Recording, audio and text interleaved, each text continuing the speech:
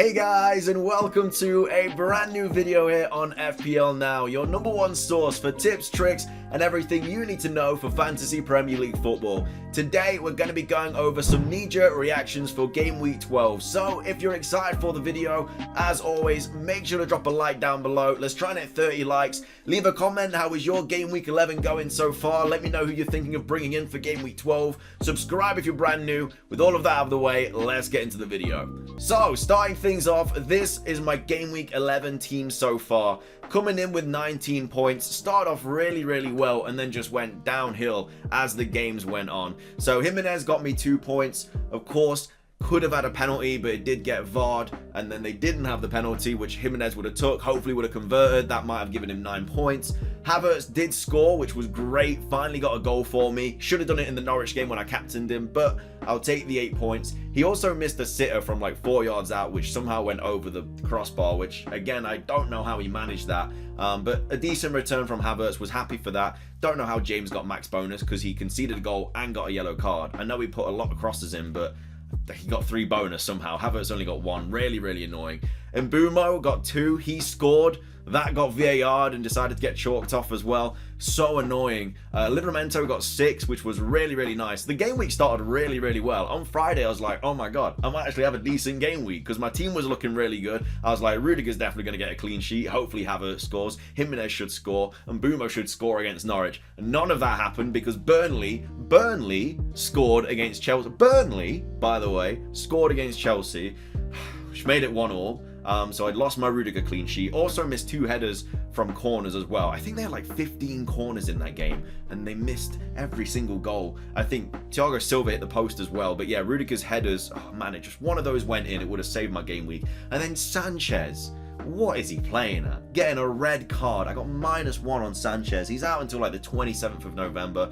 It's not a massive problem. Like, I'm not going to waste a transfer on him because I have Steele, who has been on the bench every single game. So he should be the keeper that plays instead of Sanchez whilst he's suspended. And obviously we have international break now as well. Apparently he's only away for Game Week 12 and then should be back in Game Week 13, but we'll wait and see. But yeah, Steele will play instead, so it's not a huge loss, but still really annoying because I mean, it was literally in like the 90th minute as well, something that he got the red card, and then I think Dunk went in goal as well. So yeah, as of right now, the team's not looking too good. I'm actually recording this Saturday night really late as well, so the transfers and everything should probably shift by the time you see this video on Sunday, but I'm like away all of tomorrow. But anyway, this is what my team's looking like so far. I do have a green arrow, still have my captain to play. A lot of people captained Tony, which I'm very happy about because he only got 1 point, which was crazy. He got a yellow card in like the 4th minute or something, which was quite funny. But I do still have Trent to play. I still have Rafinha to play, Salah captain, and Antonio and Vardy. Hoping for a Vardy masterclass against Leeds. Salah, I need to pop off tomorrow. Antonio, I would like to score because a lot of people sold him and benched him this week. Trent, I would like to get a couple of assists, and then Rafinha to score against Leicester. I'm praying for all this to happen, but with how this game week gone so far, it's probably not going to happen. Salah's probably going to blank. Antonio is probably not even going to play. Rafinha is probably going to get injured. All of these problems are going to happen. But yeah, of course, I'm going to be taking Havertz out this week and then bringing in Son. I said whatever happens, even if Havertz scores a hat-trick, I'm still bringing in Son. I just have enough money to bring him in.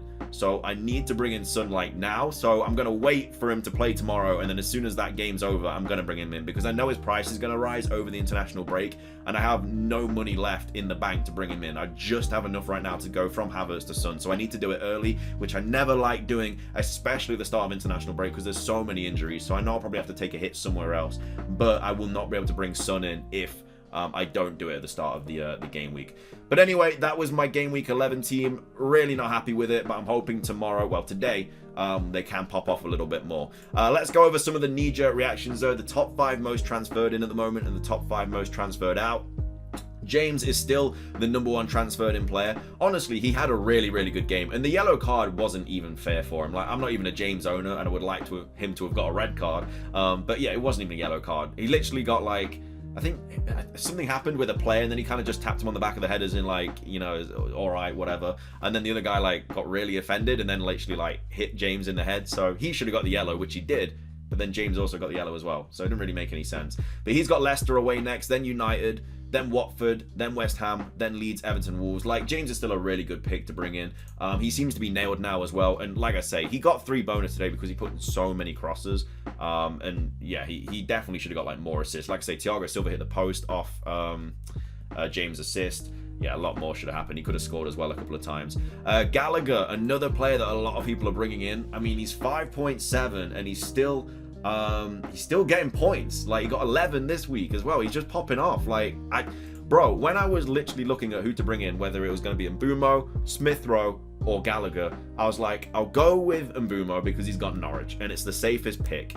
And now I know I've done that. Smith Rowe is going to pop off today, and Gallagher's going to pop off today. Well, Gallagher already popped off, but I know Smith Rowe is also going to score today. So if you brought him in, well done, because he's going to get a lot of points for you. Really, really annoying. And then we've got Cancelo as well. A lot of people bringing in, got 2 assists today. I'm recording this on Saturday, which is why I keep saying today. I apologize yesterday for when you're watching this. But yeah, got 2 assists in the clean sheet against United. Got a 14-point bomb. Very nice for all you Cancelo owners, which have obviously had him for a while. He's not really been getting any points at all. He's been getting like 1 or 2 points every week. So 14 was very, very nice to everyone that brought him in. Livramento also getting brought in by a lot of players, which he should. Like, he's actually been getting returns every single week. Like, he's got 6, 6, 9, 6, and 4. So since game week 7, he's been getting a return every single week, which is insane because he's only 4.5 mil. He's nailed. I think I brought him on 4.1 on my wild card in like game week 4 or whatever it was. And since then, he just carries on going up, which I'm very, very happy about. And as you can see, Son is already one of the top 5 most transferred in players at the time I'm recording this video, with 24,000 people bringing him in. And he's not even played Everton yet. I won't bring him in right now because he might get injured against Everton. You never know. But after that game finishes, and if Son's fine, I'll be getting rid of Havertz straight away. And I don't like doing early transfers. And like I say, I'll probably have an injury during the international break, because it always happens. And I'll have to take a hit somewhere. But I need to bring Son in because I won't be able to afford him. But anyway, those are the top 5 most transferred in players this week. Some really nice options there. I'd love James in my team. I really, really would. I'd also love Gallagher as well. Again, I've got Mbeumo now. I'll have to deal with it. Again, he scored today, but it was ruled off. It was really unfortunate. And then Cancelo, Livramento, Son, like, all these players are really, really nice to bring in at the moment. If you own any of them, you're doing all right. However, the most transferred out, like Alonso, still the most transferred out player. I mean, he's injured now as well. So Chilwell is, I'm surprised, not on here, because Chilwell is guaranteed to play every single game whilst Alonso is out. So personally, I think Chilwell is a better option than like James and Rudiger and stuff like that, because he's the left wing back. He's nailed. He's a really, really good option. And yeah, he was unlucky today, but he's nailed. Like, he's a Chelsea defender that's nailed. Like, it's great. Even though, I mean, you would have expected him to get a clean sheet against Burnley. Didn't happen. Ings, another player that a lot of people have transferred out. The injury kind of came out of nowhere. I mean, Ings is used to injuries, to be fair. He's very injury prone. But I guess a few people kind of wanted to bring him back in because Brighton and Crystal Palace are some nice fixtures. But yeah, he's out. I don't know how long for.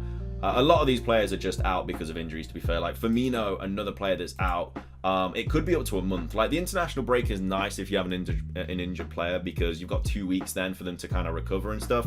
But for players like Firmino, who's got a hamstring injury, and Klopp said it wasn't very good.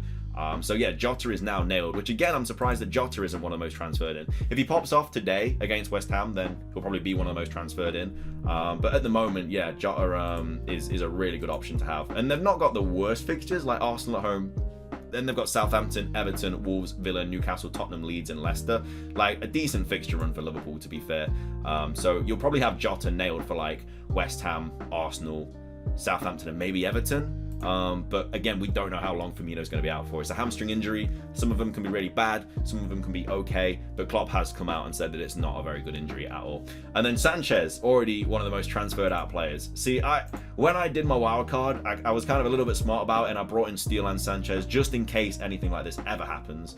And it has happened. So yeah, I did get the -1, but I know now that I'm not going to have to take a hit to take out a goalkeeper, because nothing is worse than having to take a transfer for a goalkeeper. It is the worst feeling in the world. But I'm guessing a lot of people are going to be taking hits to take Sanchez out. But again, you're probably playing Foster as well at the same time, who I think's got United in game week 12, which obviously isn't really a good option for Sanchez. So yeah, Sanchez getting the red card was really annoying. I checked my phone. I was on like 21 points because this was like pre-bonus, and I was like, it's not too bad. Then I checked it again and I was on 18, and I was like, what's happened there? And I could not believe that Sanchez got the red card. It's just so typical, man. I'm having such a bad, unlucky season on FPL. I know a lot of it is luck based, and I'm getting so unlucky. Like I say, last season I finished like 700th in the world, which is crazy.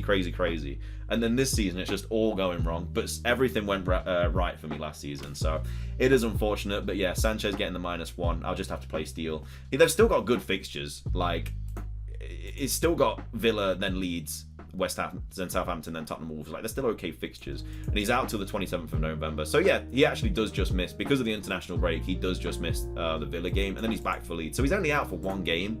So I don't know who your other keeper would be if you're transferring him out. You're either going to have Steele, or you're probably going to have Foster. So I don't know why you'd be transferring him out. Just play for, like, you don't want to take a hit for a goalkeeper, especially because, like, who are you going to bring in? Like, you might bring in Ramsdale. Ramsdale's got Liverpool in game week 12.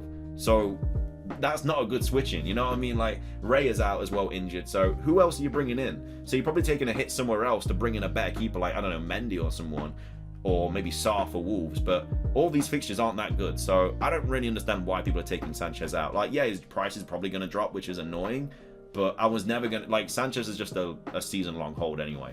But yeah, that's going to be everything for this knee-jerk reaction video. Hope you guys enjoyed. Like I say, there might be a couple of changes today on the Sunday, because, like I say, I'm recording this on the Saturday night because I'm out all tomorrow. But obviously I missed the knee-jerk reaction video last week, and I didn't want to do it again this week. But anyway, thank you so much for watching. Let me know how your game week 11's going so far. I don't know what time this is going to go live on Sunday, probably like midday before all the games kick off. But yeah, subscribe if you're brand new. We just hit 630 subs, which is mad. Let's try and hit 650 by the end of game week 12 and the international break. I'll catch you all later. Best of luck with your game week 12 and game week 11, I mean, and game week 12. Until next time, peace.